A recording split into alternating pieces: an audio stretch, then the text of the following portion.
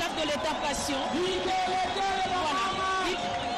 Exactement, on se voit. Oui, ça s'est arrêté. Oui. Je crois qu'ils sont en train de glisser quelques mots gentils au petit garçon qui n'a pas peur. Il a affronté le cortège présidentiel. C'est encourageux.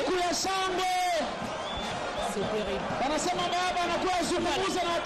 Les sportifs sont en train de faire le travail de la sécurité aux côtés de la police. Voilà, le chef de l'État. Exactement, le contact physique avec la population. La sécurité doit faire son travail pour protéger le premier citoyen. Voilà, on sait le voir. Il est serein. Honorable, je vous sens agité. Honorable Moufoundji, qu'est-ce que ça vous fait de voir le chef de l'État sur place finalement? C'est vraiment la grande joie pour la population de Kolwezi en particulier et celle de Lualaba en général de recevoir pour la première fois le premier citoyen de la République, je cite ici le président de la République, chef de l'État, commandant suprême des forces armées et de la police. Vraiment une joie immense. Vous voyez, vous lisez vous-même sur les visages des gens, comment ils sont vraiment enthousiasmés. Ça signifie que nous l'attendons de pied ferme. Nous étions ici depuis 6 h du matin. Les gens sont arrivés à l'aéroport depuis 7 h. Maintenant, il est presque 15 h 30. Mais nous sommes là, on peut même arriver à minuit. Nous sommes là, nous l'attendons à pied ferme puisque c'est notre président. Nous l'aimons. Voilà, c'est pourquoi nous sommes ici. C'est une preuve de l'amour que vous portez pour le chef de l'État. Il est serein, vous voyez, il communique à travers son visage.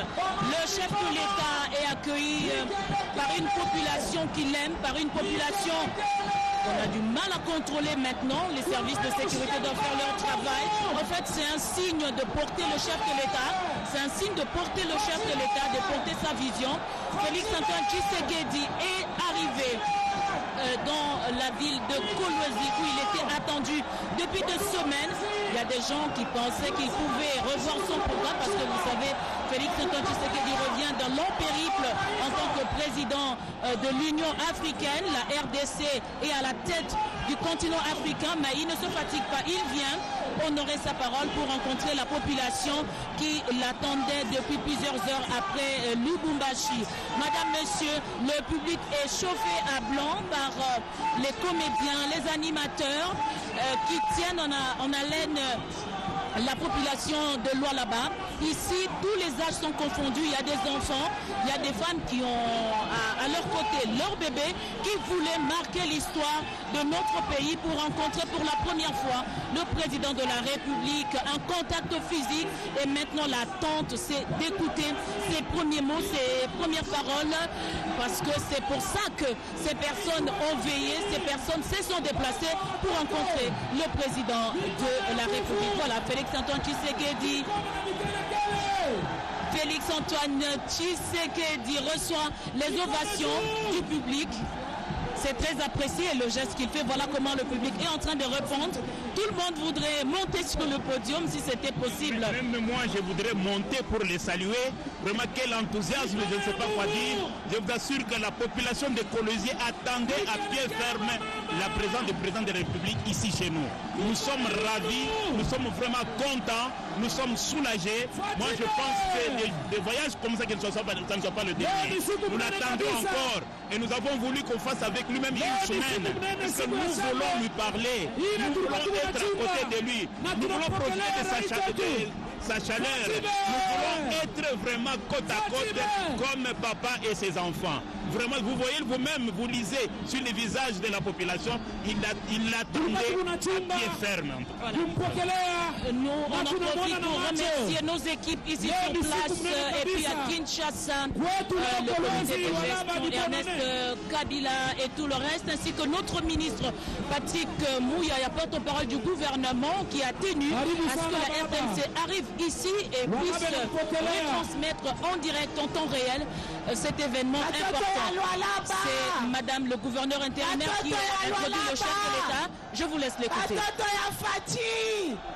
Mupandisha mikono. Batoto Fati mumulamukie. Baba anakuya. Paka vile rilaka anakuya.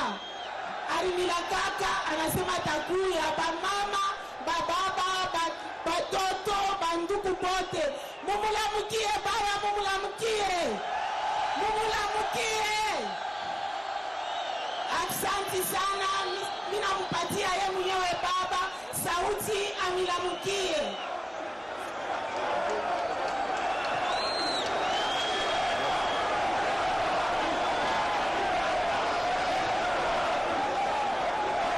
Watoto wa mama amjambo.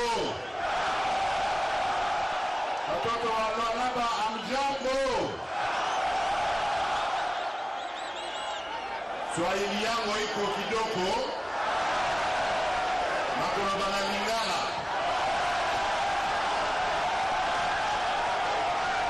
Na ye kotala bino lelo. Na ye kotala bino na seki bino. Na pesi bino la nou merci mingi. Merci ebele. Na ndenge boye koyamba ngai bolakisi esengo ya koyamba ngai. Nalingi nayebisa bino ke ngai mpe naza na esengo wana ya komona bino. Likambo ya liboso na yeli awa ezali koyeba nanu banouvelle na bino boza ndenge nini awa na Kolwezi awa Lualaba. Likambo ya mibale ezali kokutana na bapartenere na biso oyo bayaki kotia mbongo na bango awa na Kolwezi na Lualaba précisément po ete bango basala ba business na bango ekende liboso ezali mabe te. Kasi nalingi mpe nayeba na business na bango wana bango bazokende nango liboso, eske bana mboka mpe baza kokende liboso?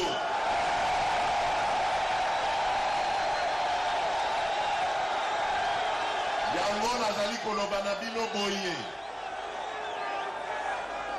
Lualaba, le Grand Katanga, le Congo tout entier, et kozala na mikolo ezali koya capitale mondiale ya ba minerais stratégique. Potozali à peu près na 60% ya ba minerais stratégique oyo mokili mobimba ezali kotala lelo.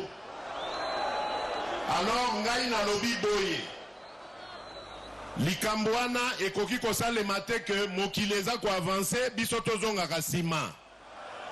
Lokola ba minerais stratégique ezali na mabele ya bakoko na biso, tokobongisa pe mboka na biso. Esengeli ba jeune na biso bazwa misala. Esengeli ba jeune na biso bakota kelasi. Esengeli ba mama na biso balataka kitoko. Esengeli ba papa na biso soki bake pension bazala na pension ya malamu. Nyonso wana ekouta na partenariat oyo tokosala na bandeko oyo bazali kolinga ko investir na mboka na biso. Nalembi makambo oyo nazali komona na mboka oyo depuis des années. Bato bazali koya awa bazane eloko te na poche. Soki bakei bakomi ba milliardaire biso tozotika na kaka bapauvre. Yango na eko solola na baninga na biso, ba partenaire na biso, po ete likambo wana toyokana na bango libela ekozala obele sikoyo gagnant. Tolingi partenariat mususu te, partenariat sikoyo ekomi kaka gagnant. Yo tongi immeuble na poto, biso pe totongi ya biso na Kolwezi. Otongi nzela na poto, biso pe totongi ya biso na Kolwezi. Otongi université kuna, biso pe totongi ya biso. Voilà comment on peut définir un partenariat. Na lobite ke ezali faute na bango nyonso, faute pe mingi ezali pa na biso moko na bandeko na biso.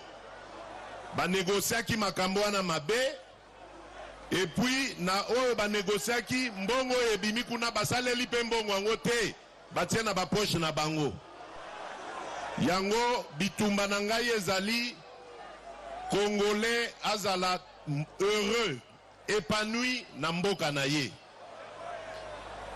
Likambo ya mibale ezalaki oyo na yina pesa bino félicitation po na yokaki ndenge bandoki balingaki ba diviser bino, surtout bino jeunesse ya Congo. Boye bakaka force na bino ezali na unité. Bondi mate makambo ba mikolo bazali koya koyebisa bino ya lokuta, ya bolole, ya kindoki. Yo jeune congolais okoki koyina moninga na yo jeune congolais te. Bako sabino te, ezali tribu moko te mutokotonga Congo. Ezali ba tribu nyonso ya Congo esika moko. Bolanda ba discours ya haine, ba discours ya division te. Bolanda yango ata moke te. Batu bakoyela bino ba discours ya haine, bobenga na bango. Tobo dénoncer bango na bakonzi, bakanga bango. Alors, pona kosukisa, na koyebisa bino likambo oyo etali sécurité ya mboka. Na banzi bolandaka makambo nyonso o esalemaka epa bandeko na biso ya Ituri, ya Nord na ya Sud Kivu.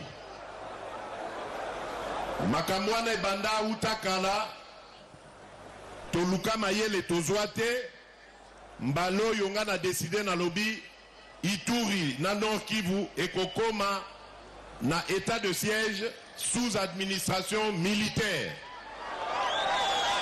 Nyonso wana pona kosilisa ba massacre na ba violence o ezali kosalema kuna. Alors nakamwe tango tozui décision andenge wana o ezali salutaire pona mboka na biso, tozali komona babandi campagne ya kobebisa réputation ya ba gouverneur militaire o toponi wana. Bakomi kokosela bango ke bazape impliqué na makambo ya ba violence. Nzokande lokuta. Nyonso wana po basala mosala na bango te, po massacre et continuer kaka babo makaba congolais. Yango na lobby c'est terminé makambo wana. Désormais, toko combattre violence partout où qu'elle soit sur le territoire national. Même awa na lingina loba na bandeko na biso oyo bazali kokosa bango, bakomi ba maimai, bakomi ba katakatanga, bakomi ba nayebi te soki nini, bayeba ke Congo eza lisusu na tango ya kopesa na bato ndenge wana te. Batika misala wana na mikolo ezali koya, tokotia en marche processus au tobengi ya DDRC, désarmement, démobilisation, réinsertion communautaire et stabilisation, pour na kobimisa bandeko nyonso o bakotaki na ba groupe armé bazonga na mboka basala mosala. Misala ya kosala ezali ebele, misala ya bilanga ezali, misala pe ya kosala na ba mine ezali. Tokoyokana pona yango na ba partenaire, misala pe misusu ezali. Tozana besoin ya ba mécanicien, tozana besoin ya ba plombier, tozana besoin ya ba électricien, tozana besoin ya ba médecin, tozana besoin ya ba avocat. Nyonso wana esengeli to former bango. Totika makambo ya bitumba, totika makambo ya koyinana. Congo ezali ya biso banso, mwana ya Congo esengeli azala malamu na mboka na ye. Yango na sengi bino banso bo soutenir ba forces armées nationales, ba FRDC na biso na police nationale. Po mosala oto bandi oyo yako suki sabanguna ekosenga solidarité na unité nationale. Na mikolo elekaki kuna boyokaki likambo ya coalition FCC Cash. Coalition FCC Cash depuis le mois de décembre il y a 2020 et Koufa Nango ekufaki po ete tosali 2 ans na baninga na biso ya FCC toza koyebisa bango pendant 2 ans que biso toye kosalela peuple mosala makambo oyo bosalaki liboso tokangi na biso miso tolingi so ba règlement de compte te mais botika makambo wana tobanda sikoyo kotia mayele ensemble totonga mboka bakongolais baza na besoin ya misala bakongolais baza na besoin ya sécurité bakongolais baza na besoin ya santé na éducation nyonso wana pamba malgré ba insistance na ngai malgré makambo conscientisation nazali kosala namoni kaka baninga bazali kaka na ba jeu ya mabe yango nazwaki décision na bi FCC Kashabu pia oya mingala na ngai eyo nalakisi nzela union sacrée de la nation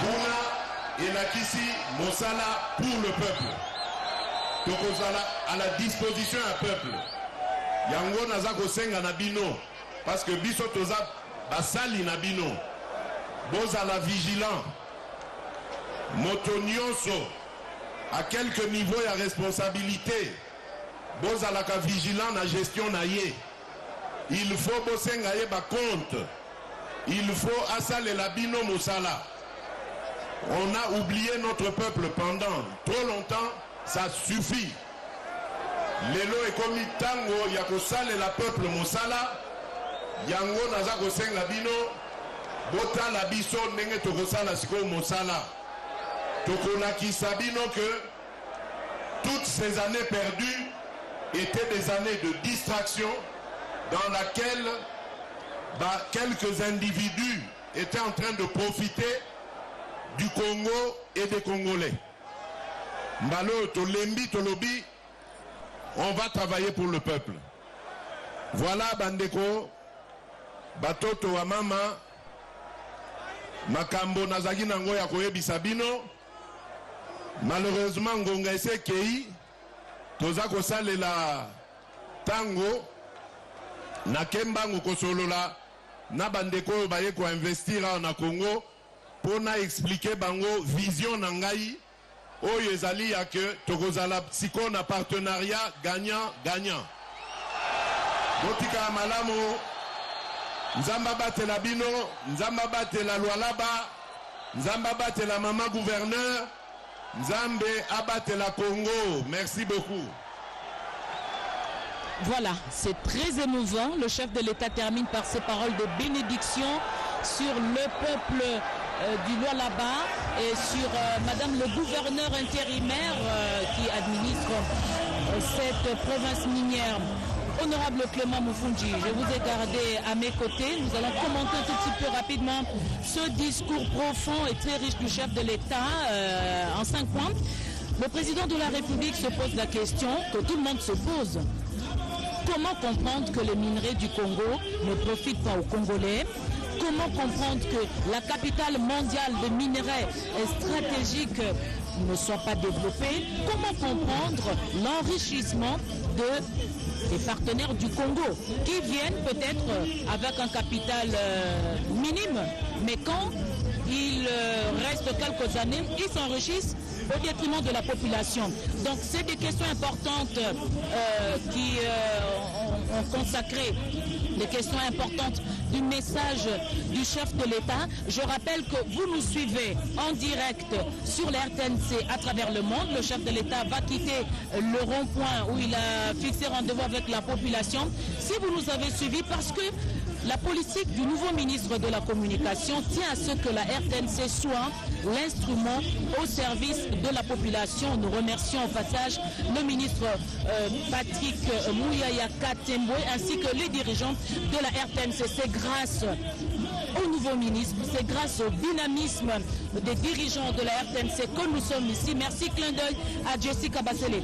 L'honorable, je vous ai suivi en train de hocher la tête quand le chef de l'État passait ce message sur la sécurité. Il explique l'état des sièges. Il lance un appel contre les messages de division au sein de la jeunesse. Rapidement. Effectivement, nous avons suivi ces messages de division, de haine à un moment donné ici à Kolwezi, notamment des jeunes de tel talent et tendance, mais nous combattons cela.